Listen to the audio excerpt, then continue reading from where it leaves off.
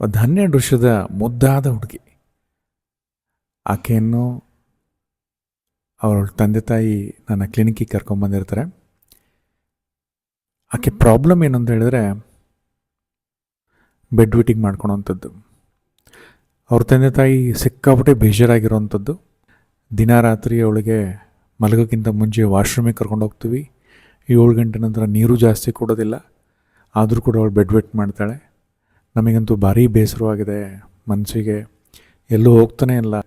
ಫಂಕ್ಷನ್ಸ್ಗಳಿಗೆ ಕರೆದ್ರೆ ನಾವೆಲ್ಲೂ ಹೋಗ್ಲಿಕ್ಕೆ ಆಗ್ತಿಲ್ಲ, ಯಾಕಂತ ಹೇಳಿದ್ರೆ ಈ ಸಮಸ್ಯೆ ಇದೆ ಅಂತ ಹೇಳ್ಬಿಟ್ಟು ಭಾರಿ ಬೇಜಾರು ಮಾಡಿಕೊಂಡ್ರು. ಅಲ್ಲಿ ಗೊತ್ತಾಯಿತು ಅವ್ರದ್ದು ಜಾಯಿಂಟ್ ಫ್ಯಾಮಿಲಿ ಸೆಟಪ್. ಈ ಹುಡುಗಿ ಒಬ್ಬಳೇ ಮಗಳು, ತುಂಬ ಪ್ರೀತಿಯಿಂದ ಬೆಳೆಸಿರೋವಂಥದ್ದು. She was a pampered kid. ಈ ಹುಡುಗಿಗೆ ನಾನು ಕರೆಸ್ಬಿಟ್ಟು ಮಾತಾಡಿದಾಗ ತಿಳಿದು ಬಂತು, ಈ ಹುಡುಗಿ ಆಕೆ ಸಣ್ಣ ವಯಸ್ಸಿದ್ದಾಗಿಂದನೂ ಅವಳ ಅಜ್ಜಿ ಮತ್ತು ಅವರ ಅಮ್ಮ ಇಬ್ಬರು ಸಿಕ್ಕಾಪಟ್ಟೆ ಜಗಳ ಆಡೋದು. ಅದನ್ನು ಅವಳು ಕಣ್ಣಾರೆ ದಿನನಿತ್ಯ ನೋಡ್ತಾ ಇದ್ಲು. ಇದು ಅವಳಿಗೆ ಮನಸ್ಸಿಗೆ ಭಾರಿ ಬೇಜಾರಾಗಿತ್ತು. ಇದು ಯಾರ ಹತ್ರನೂ ಹೇಳ್ಕೊಳಕ್ಕೆ ಆಗದಿರೋಂಥ ಸಮಸ್ಯೆ ಅವಳ ಮನಸ್ಸಲ್ಲಿ ಉಳ್ಕೊಂಡಿತ್ತು. ಸೊ ಎಷ್ಟೋ ಸಲ ಬೆಚ್ಚಿ ಬಿದ್ದಿದ್ದು, ಗಾಬರಿ ಆಗಿದ್ದು ಕೂಡ ಇದೆ. ಆಕೆ ತಾಯಿ ಮನೆ ಬಿಟ್ಟು ಹೋಗ್ತೀನಿ ಅಂತ ಹೆದರಿಸುವಂಥದ್ದು, ಹಾಗೆ ಅಜ್ಜಿ ಕೂಡ ಸುಸೈಡಲ್ ಅಟೆಂಪ್ಟ್ ಇವಳು ಕಣ್ಣೆದುರುಗಡೆ ಮಾಡಿರುವಂಥದ್ದು, ಇದೆಲ್ಲ ಸಾಕಷ್ಟು ಮನಸ್ಸಿಗೆ ಪರಿಣಾಮ ಬಿದ್ದಿತ್ತು ಆ ಹುಡುಗಿಗೆ. ಸೊ ಇದು ಮಕ್ಕಳಲ್ಲಿ, ಸಣ್ಣ ಮಕ್ಕಳಲ್ಲಿ ಆತಂಕ ಮೂಡಿಸ್ಬಿಡುತ್ತೆ.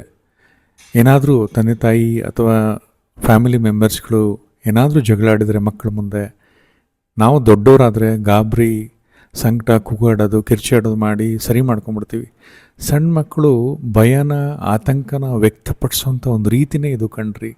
ತುಂಬ ಜನ ಅರ್ಥನೇ ಮಾಡ್ಕೊಳಲ್ಲ. ಆ ಹುಡುಗಿಗೆ ಎಲ್ಲರೂ ಶೇಮ್ ಮಾಡ್ತಿದ್ರು, ನೀನು ಬೆಡ್ ವೆಟ್ ಮಾಡ್ತೀಯ ಅಂತ ಹೇಳ್ಬಿಟ್ಟು ಫ್ಯಾಮಿಲಿ ಮೆಂಬರ್ಸ್ ಹತ್ರ ಎಲ್ಲ ಹೇಳ್ತಾಯಿದ್ರು. ಇದರೊಳಗೆ ಇನ್ನೊಂದು ಸ್ವಲ್ಪ ಆತಂಕ ಜಾಸ್ತಿಯಾಗಿ ಇನ್ನೂ ಜಾಸ್ತಿ ಮಾಡ್ತಾಯಿದ್ಲು. ಅದಕ್ಕೆ ನಾನೇನು ಹೇಳ್ತೀನಿ ಅಂತ ಹೇಳಿದ್ರೆ, ಈ ಥರ ಬೆಡ್ ವೆಟ್ಟಿಂಗ್ ಸಮಸ್ಯೆ ಕಂಡು ಬಂದರೆ ಮಕ್ಕಳಲ್ಲಿ ದಯವಿಟ್ಟು ಆ ಮಕ್ಕಳಿಗೆ ಶೇಮ್ ಮಾಡೋಕ್ಕೆ ಹೋಗ್ಬಿಡಿ, ಯಾರಿಗೂ ಹೇಳೋಕ್ಕೆ ಹೋಗ್ಬಿಡಿ, ಸೂಕ್ಷ್ಮವಾಗಿ ಇಟ್ಕೊಳ್ಳಿ. ನೀವು ಎಷ್ಟು ಹೇಳ್ತೀರಿ ಇನ್ನೂ ಜಾಸ್ತಿ ಮಾಡ್ತಾ ಹೋಗ್ತಾರೆ. ಹಾಗೆ ಮಕ್ಕಳ ಮುಂದ್ಗಡೆ ಜಗಳಾಡೋವಂಥದ್ದು, ಕಿರಿಕಿರಿ ಮಾಡೋವಂಥದ್ದೆಲ್ಲ ಮಾಡಲಿಕ್ಕೆ ಹೋಗ್ಬೇಡಿ. ಈ ಥರ ಸಮಸ್ಯೆ ಕಂಡು ಬಂದಾಗ ನಿಮ್ಮ ಹತ್ತಿರದ ಸೈಕ್ಯಾಟ್ರಿಸ್ಟ್ ಅಥವಾ ಯಾರಾದರೂ ನಿಮ್ಮ ಫ್ಯಾಮಿಲಿ ಫಿಸಿಷಿಯನ್ ಹತ್ರ ಒಂದು ಸಲ ಕನ್ಸಲ್ಟ್ ಮಾಡಿ. ಇದಕ್ಕೆ ಸೂಕ್ತವಾದ ಪರಿಹಾರ ಇದೆ. ಆಯುರ್ವೇದದಲ್ಲಿ ಒಂದರಿಗದ ಚಟ್ನಿ ತುಂಬ ಅನುಕೂಲ ಮಾಡಿಕೊಡುತ್ತೆ. ಪೌಡರ್ಗಳಂತ ಹೇಳಿದ್ರೆ ಶಂಖಪುಷ್ಪಿ, ಬ್ರಾಹ್ಮಿ ಮತ್ತು ಅಶ್ವಗಂಧ ತುಂಬಾ ಹೆಲ್ಪ್ ಮಾಡುತ್ತೆ ಮಕ್ಕಳಲ್ಲಿ. ಜೊತೆಗೆ ಇದರಲ್ಲೂ ಕಂಟ್ರೋಲಿಗೆ ಬರ್ತಿಲ್ಲ ಅಂತ ಹೇಳಿದ್ರೆ ನಿಮ್ಮ ಹತ್ತಿರದ ಸೈಕ್ಯಾಟ್ರಿಸ್ಟಿಗೆ ತೋರಿಸ್ಬಿಡೋದು ಒಳ್ಳೆ.